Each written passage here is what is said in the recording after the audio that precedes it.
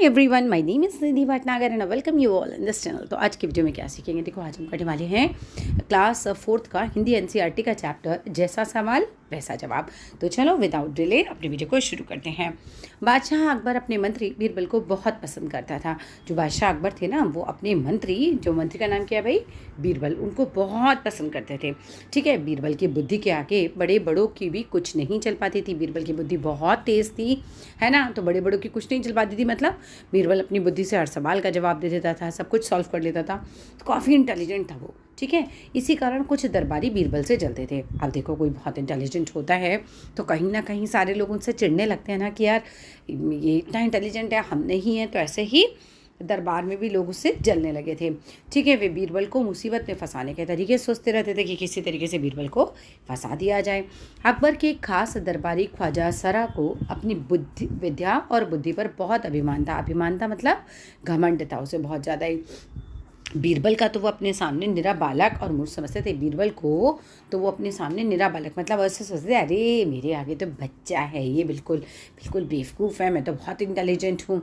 लेकिन अपने ही मानने से कुछ नहीं होता है ना, कुछ होता नहीं है ना। आप अपने आप को कितना भी इंटेलिजेंट मानते रहो, पर अपने आप मानने से कुछ होता है, नहीं होता है।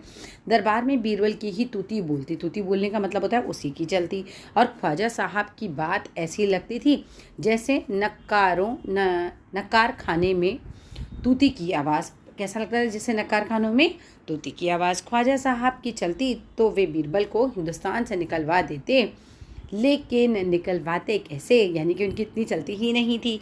एक दिन ख्वाजा ने बीरबल को मूर्ख साबित करने के लिए बहुत सोच विचार कर कुछ मुश्किल प्रश्न सोच लिए। पर ख्वाजा को लगा कि चलो अब की बार ना ऐसा मैं कुछ करता हूँ, ऐसे सवाल सोचता हूँ जिसके जवाब बीरबल ना दे पाए, और नहीं दे पाएगा तो बीरबल को मूर्ख हम साबित कर पाएंगे। ठीक है, तो ख्वाजा ने बीरबल को मूर्ख साबित करने के लिए बहुत सोच विचार कर कुछ मुश्किल प्रश्न सोच लिए। उन्हें विश्वास था कि बादशाह के उन प्रश्नों को सुनकर बीरबल के छक्के छूट जाएंगे। छक्के छूट जाएंगे मतलब जैसे कि वो जवाब ही नहीं दे पाएगा, है ना, एकदम से परेशान हो जाएगा वो, और वह लाख कोशिश करके भी संतोषजनक उत्तर नहीं दे पाएगा, है ना। संतोषजनक मतलब ऐसा उत्तर जिससे कि राजा जो है सेटिस्फाइड हो जाए। ठीक है, फिर बादशाह मान लेगा कि ख्वाजा सरा के आगे बीरबल कुछ नहीं है। अब ख्वाजा सरा क्या चाह रहे हैं कि राजा ये मान लें कि वो ज़्यादा इंटेलिजेंट हैं। ठीक है, और बीरबल उनके आगे कुछ भी नहीं है। ख्वाजा साहब अचानक पगड़ी पहनकर दाढ़ी सहलाते हुए अकबर के पास पहुँचे और सिर झुकाकर बोले, बीरबल बड़ा बुद्धिमान बनता है, आप भी उसकी लंबी चौड़ी बातों के धोखे में आ जाते हैं। मैं चाहता हूँ कि आप मेरे 3 सवालों के जवाब पूछकर उसके दिमाग की गहराई नाप लें। उस नकली अक्ल बहादुर की कलाई खुल जाएगी। कलाई खुल जाएगी मतलब क्या है, उसका राज खुल जाएगा बेसिकली कि वो इतना इंटेलिजेंट नहीं है। ख्वाजा के अनुरोध करने पर मतलब रिक्वेस्ट करने पर अकबर ने बीरबल को बुलाया और उनसे कहा, बीरबल, परम ज्ञानी ख्वाजा साहब तुमसे 3 प्रश्न पूछना चाहते हैं, क्या तुम उनके उत्तर दे सकोगे? बीरबल ने जहाँ बना ज़रूर दूंगा, खुशी से पूछें। ख्वाजा साहब ने अपने 3 सवाल लिखकर बादशाह को दे दिए। अकबर ने बीरबल से ख्वाजा का पहला प्रश्न पूछा, संसार का केंद्र कहाँ है? बीरबल ने तुरंत ज़मीन पर अपनी छड़ी गाड़ कर उत्तर दिया, यही स्थान चारों ओर से दुनिया के बीचों बीच पड़ता है। यदि ख्वाजा साहब को विश्वास ना हो तो वे फीते से सारी दुनिया को नाप कर दिखा दें कि मेरी बात गलत है। अब कोई नाप तो सकता ही नहीं है। ठीक है, तो फंस गए ना ख्वाजा साहब अपनी ही बात में आके। फिर क्या होता है, अकबर ने दूसरा प्रश्न किया, आकाश में कितने तारे हैं? बीरबल ने एक भेड़ को मंगवा कर कहा, इस भेड़ के शरीर में जितने बाल हैं उतने ही तारे आसमान में हैं। ख्वाजा साहब को इसमें संदेह हो तो बालों को गिनकर तारों की संख्या से तुलना कर लें। अब ना तो कोई भेड़ के बाल गिन सकता है, ना तो कोई तारे गिन सकता है। तो फिर से फंस गए ख्वाजा साहब। अकबर ने तीसरा सवाल किया कि संसार की आबादी कितनी है? बीरबल ने कहा, जहाँ पर ना संसार की आबादी पल पल घटती बढ़ती रहती है, क्योंकि हर पल लोगों का मरना जीना लगा रहता है। इसीलिए यदि सभी लोगों को एक जगह इकट्ठा किया जाए तभी उनको गिनकर ठीक ठाक संख्या बताई जा सकती है। बादशाह तो बीरबल के उत्तरों से संतुष्ट हो गया। बादशाह समझ गए कि बीरबल कितना इंटेलिजेंट है। लेकिन ख्वाजा साहब क्या हुआ, नाक भौं सिकोड़ कर बोले, ऐसे गोलमोल जवाबों से काम नहीं चलेगा जनाब। बीरबल बोले, ऐसे सवालों के ऐसे ही जवाब होते हैं, पहले मेरे जवाबों को गलत साबित कीजिए तब आगे बढ़िए। ख्वाजा साहब से फिर कुछ बोलते ही नहीं बना, क्योंकि गलत तो वो साबित कर ही नहीं सकते थे। तो अब हम करेंगे इसकी बैक एक्सरसाइज। तो पहला प्रश्न आता है कि ख्वाजा सरा के तीनों सवालों का क्या कोई और जवाब हो सकता है? अपने मन से सोचकर लिखो। तो हाँ भाई, उत्तर में क्या क्या लिख सकते हैं कि ख्वाजा सरा का पहला सवाल था संसार का केंद्र कहाँ है। इसका दूसरा जवाब ये हो सकता था कि आप जिस स्थान पे खड़े हो वही संसार का केंद्र है। और दूसरा क्या सवाल था कि भाई आकाश में कितने तारे हैं। तो दूसरा जवाब क्या हो सकता था कि भाई आकाश में उतने ही तारे हैं जितने आपके सिर में बाल हैं।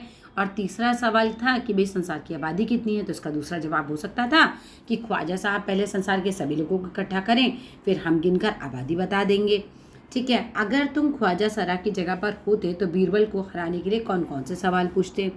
ठीक है, अगर मैं ख्वाजा सरा की जगह पर होता तो बीरबल को हराने के लिए निम्न सवाल पूछता। बताओ कुत्ते की दुम सीधी क्यों नहीं होती? ठीक है, या फिर हम कह सकते हैं कि ऊँट की पीठ पर इतना कुबड़ क्यों होता है। कोई भी हम सवाल इस तरह के बना सकते हैं। आप अपनी मर्जी से कुछ भी अन्य सवाल बना सकते हो। ख्वाजा सरा का बस चलता तो वे बीरबल को हिंदुस्तान से निकाल देते। अगर तुम्हारा बस चले तो तुम कौन कौन सी इच्छाएं पूरी करना चाहोगे? ये तो भैया आपकी अपनी इच्छा है। जैसे मैं अगर रखूँगी तो मैं कहूँगी सभी लोग शिक्षित हों, तो अशिक्षा हट जाए, भुखमरी खत्म हो जाए, है ना, गरीबी खत्म हो जाए। तो ये तुम्हारी मर्जी है कि तुम क्या लिखोगे। नीचे लिखे वाक्य को पढ़ो। मैं बस में बैठकर स्कूल जाती हूँ। ख्वाजा सरा का बस चलता तो बीरबल को निकाल देते। बस अब रुक जाओ, बस 2 दिन की तो बात है, मैं आ जाऊंगी। ऊपर लिखे वाक्य में बस शब्द का अर्थ अलग अलग है। इसी तरह चल शब्द का वाक्य बनाइए। ठीक है, तो मतलब जैसे बस का आपने अलग अलग यूज़ किया चल। अच्छा, तू मेरे साथ चल। आज तो मैं चल चल कर थक गया हूँ। लो वह तो चला। क्या तुम्हें मेरे साथ चलना है? चलती ट्रेन से नहीं उतरना चाहिए, तुम मेरे साथ चलो। तो चलना, चल, चले, चलते। ठीक है, तुम कुछ भी अपने मन से इस तरह से बना सकते हो। एक दिन अकबर ने बीरबल से पूछा, बीरबल दुनिया में सबसे अधिक शक्तिशाली कौन है? बीरबल ने क्या कहा होगा बताओ। ठीक है, तो बीरबल ने कहा होगा शक्तिशाली आप हैं। और उसके बाद आप अपनी कहानी कुछ भी आगे बढ़ा सकते हो। तो क्योंकि वो राजा थे ना, तो बड़े खुश हो जाते थे इस तरह की बातें सुनकर। चलो नेक्स्ट करो। बीरबल की चतुराई से के किस्से बहुत मशहूर हैं। तुम भी बीरबल का एक ऐसा ही किस्सा ढूंढो जिससे वह अपने जवाबों का सबका मुंह बंद कर देता है। तो ठीक है, ये तो तुम कोई भी कहानियाँ जो है अलग से निकाल सकते हो। तो स्वयं ही करने वाला हो गया। बीरबल की तरह बहुत से अन्य व्यक्तियों की हाजिर जवाबी के किस्से प्रसिद्ध हैं, उनके नाम पता करो। तो तेनालीरामा के बहुत प्रसिद्ध हैं, लाल बुझक्कड़ के बहुत प्रसिद्ध हैं। नीचे दिए गए शब्दों की जगह और कौन कौन से शब्द इस्तेमाल हो सकते हैं? तो बताओ भाई। बुद्धिमान की जगह चतुर यूज़ हो सकता है। मूर्ख की जगह बेवकूफ़ यूज़ हो सकता है। अभिमान है मतलब घमंड हो सकता है। अभिमान की जगह विश्वास की जगह भरोसा हो सकता है। संसार की जगह दुनिया, और कोशिश की जगह प्रयत्न का यूज़ कर सकते हैं हम। मुहावरे आते हैं। नीचे लिखे मुहावरों का इस्तेमाल तुम कब कब कर सकते हो? आपस में चर्चा करो। अब इनका वाक्यों में इस्तेमाल करो। नाक पाँव सिकोड़ना। नाक पाँव सिकोड़ना के होता है कहीं पे भी बाहर जाने के नाम पे वह नाक पाँव सिकोड़ लेता है, मतलब मुंह बना लेता है बिल्कुल। ठीक है, तो या फिर मैं जब भी उससे कोई काम कहती हूँ तो वो क्या करता है भाई, नाक पाँव सिकोड़ लेता है। कलाई खुलना मतलब भेद खुलना। ठीक है, तो चोरी की कलाई खुलते ही वे धीरे से खिसक गया। And that's all in this video. Thank you.